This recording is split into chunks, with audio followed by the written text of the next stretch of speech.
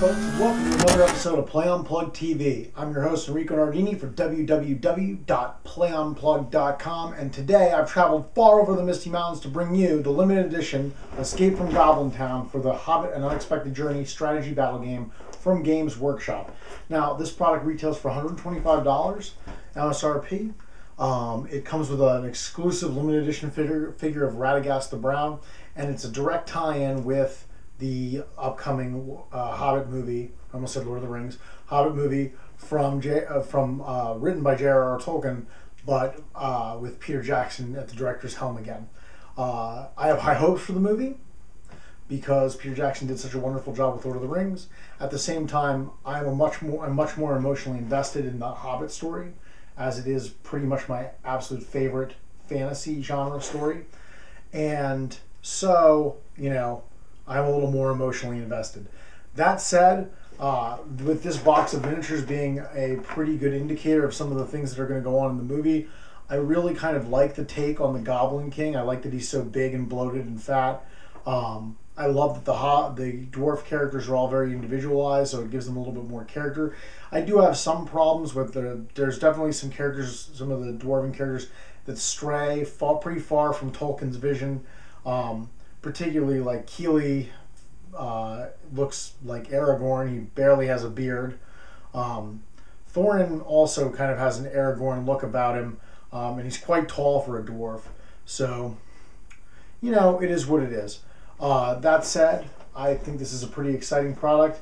$125 MSRP, but it looks like you're going to get a lot, and we'll find out more as we bust open the box. So I'm going to start cutting into it right now.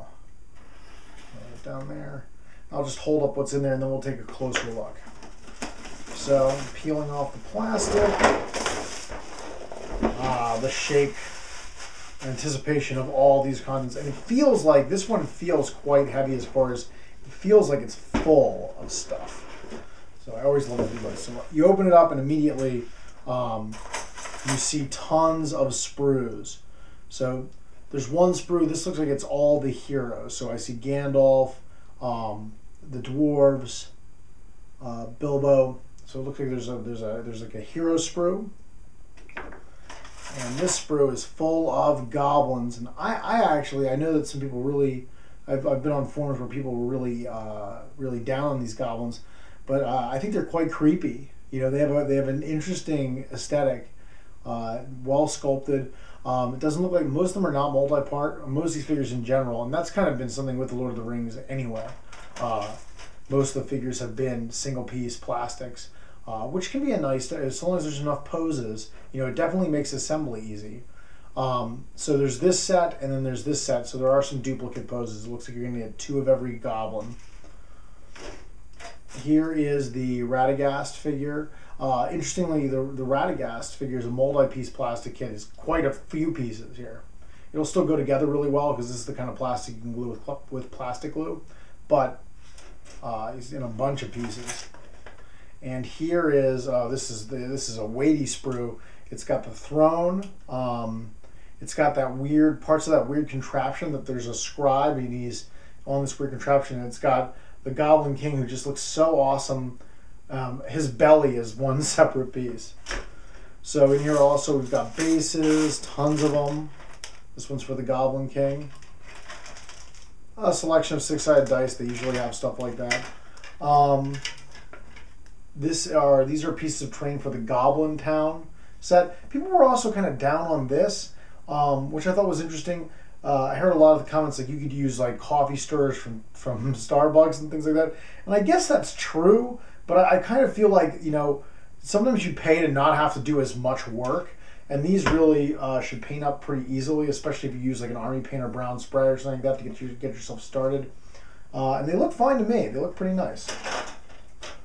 Put these off to the side for the moment. This is interesting. No whippy sticks. Plastic ruler that looks like it attaches together this time. I might actually, unlike a whippy stick, I might actually use this. It's kind of cool. And lastly, we've got a plastic bag, and inside that it looks like it's going to have a rule book of the digest size variety. So we have a rule book. I'm assuming these are all the rules for the game. Looks that way. Just like they're releasing a large Hobbit book that's going to have the rules plus other stuff. But this will give you all the rules for the game in a nice digest-sized book. Everything's full color, nice illustrations, both painted miniatures and pictures from the movie. And let's see, we've got a strategy battle play sheet with a wound chart and all the nice little charts that you might need to play the game. I can't tell if this is just extra thick or if it's double-sided. It's thick. It seems to be extra thick like paper, but I really wish this was card because it would just make it more durable and more usable. I'm not whining here, but I definitely would have preferred this to be on like cardstock. Assembly guide. More of an assembly guide. That one was just for Radagast. This is for like everything else. Oh yeah, very similar to Dark Vengeance. Here's one for just Radagast. Like this is his stat line, and a little scenario. And then it says your journey begins here, and here's another book. Once again, full color, really nice looking full color, but kind of magazine style. You know, you still want to be careful with one like this. And these look like scenarios. A bunch of different scenarios and things. And also the stats for all these models. Now, Lord of the Rings is not a game that I play a lot of points match battles. It's more like a scenario-driven game to me.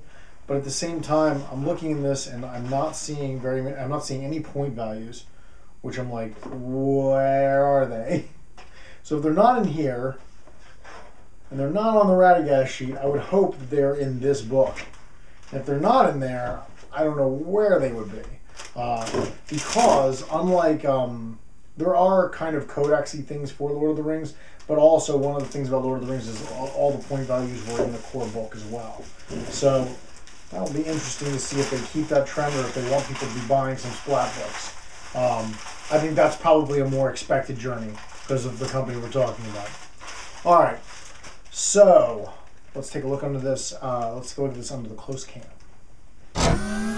So really quickly, we've got, here's our new fangled ruler, like I was saying before.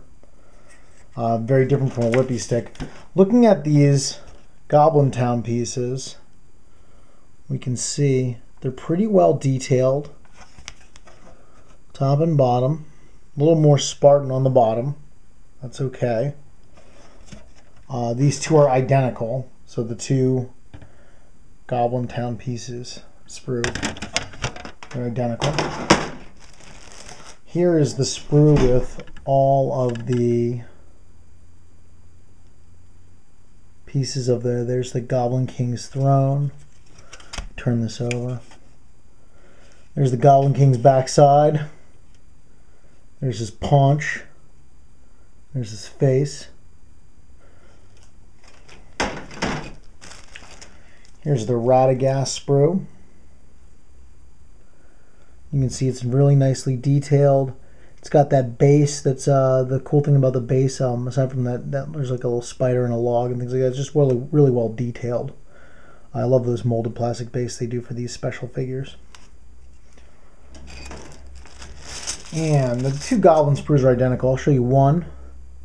We can see these horribly malformed, probably from countless ages, living underground in those caverns and the caves. They're all deformed and hunched. Their weapons are all rusted and pitted. Very nicely detailed.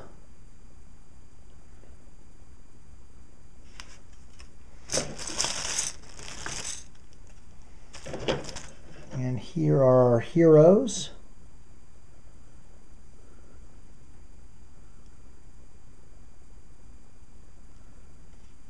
And looking at them up, there's Gandalf. Once again, these guys have some nice dynamic poses. They're very well detailed. I still think some of them are a bit tall for dwarves. Glowing here is great. First of all, he looks very much like, there he is, very much like Gimli, and he's also armed like him, which is good because he's his father. And I really happen to like, I'm quite a fan of this balance sculpt. I think he's really well done. All right, here we see all the books again. Here's your digest sized rule book. All really nice, full color. You know, GW does a bang up job with these intro starter. This is definitely their power alley where they really excel. So here's all the other little like sheets and things you can see. This play sheet I really wish was card. One thing I thought was nice was, look at this really cool, it's a great picture of Bilbo right in the front. And some beautiful, you know, miniature photography is one of GW's specialties. This book is no different. And there's, oh yeah, another great picture from the movie. There's Bolg. Looking awesome. I'm actually surprised there's not as many. There's tons of miniature pictures, which is par for the course for GW. I'm really surprised there aren't more pictures from the movie. I was hoping for like a possibly a spoiler in here or something like that, but nope, no dice scenarios. Oh, that's kind of cool though.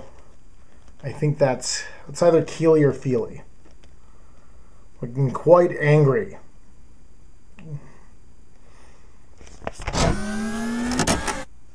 Well, folks, that was Play Unplugged's unboxing of the limited edition Escape from Goblin Town box set from Games Workshop. To find out more news, reviews, and hobby tips about tabletop games, please make sure you check out www.playunplugged.com. Like us on Facebook, follow us on Twitter, and thanks for watching.